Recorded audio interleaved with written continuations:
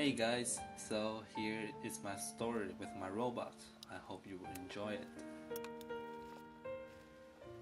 So when I was young, I always wondered, how wonderful would that be if I can have a robot with me in my life? Just like a friend, we can share food together and we can watch TV together.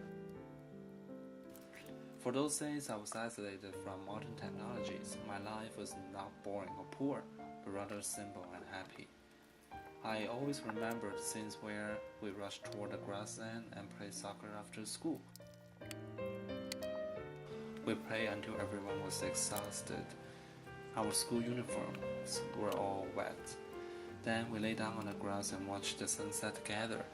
However, my life was never the same since my 12-year-old birthday. That day, my father brought home a latest robot from his laboratory.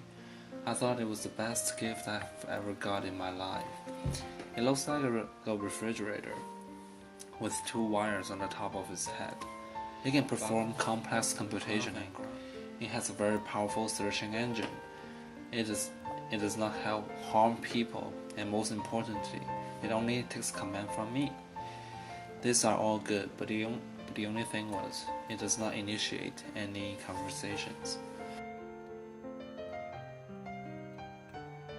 Because of the robot's abnormal appearance, people tease me and treat me as a weirdo when I walk with it.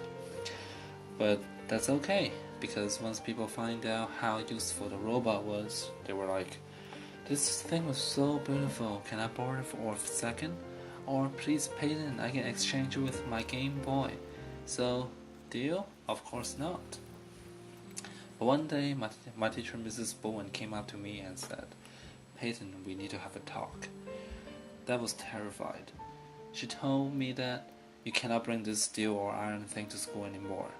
It was disturbing to the school environment. But the thing was, the robot doesn't even move without a command. The robot was too heavy for Mrs. Bowen to move it for even an inch. Eventually, she gave up and just warned me, "Don't bring it to school anymore."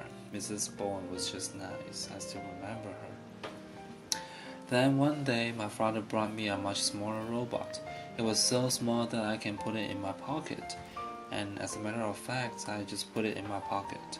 So now I can bring it to school. It made me less lonely and more efficient at school. It quickly solved those annoying functions for me in my math classes. But still, life was not perfect because I can't bring it to take the SAT. Oh gosh.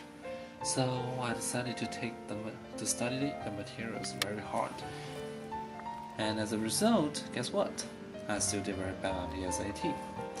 I was so depressed because my parents expect me to do very well with the assistant with the robot. But once again, I thought the robot saved my life.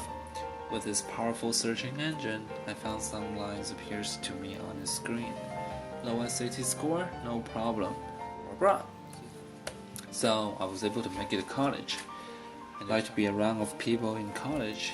I always like to find a way to get away from people. So I spent most of my time with my little robot. Then I realized it had become part of my body.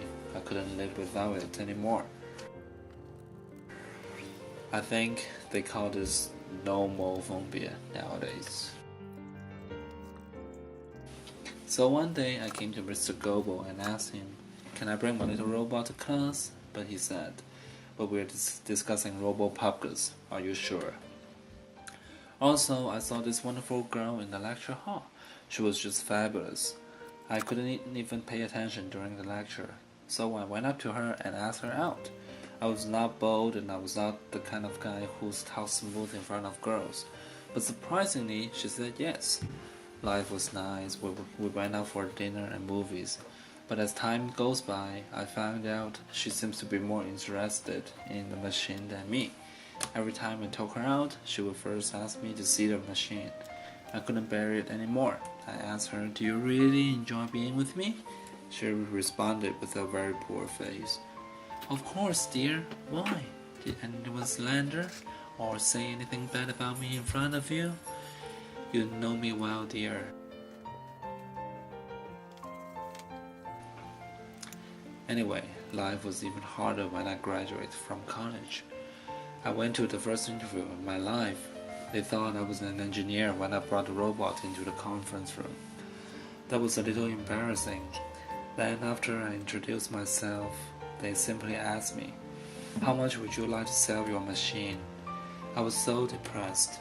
I walked out of the office building and started to wonder, did the machine actually help me or destroy me? I decided to go to the beach and spend some time on my own. Right after I deviated from my routine to home, my phone rang. It was my mom. Where are you going? Go back to Culver's Drive. How can you fail the interview? I don't even know how to talk about it in front of my friends. I was in a cold sweat. I wonder, how does Mom know about my interview, and how does she know that I'm not going to home right now? Then I turned my eyes to the machine on the shotgun. I looked closely at the tiny camera on its forehead. I finally came to a realization of what this machine was all about.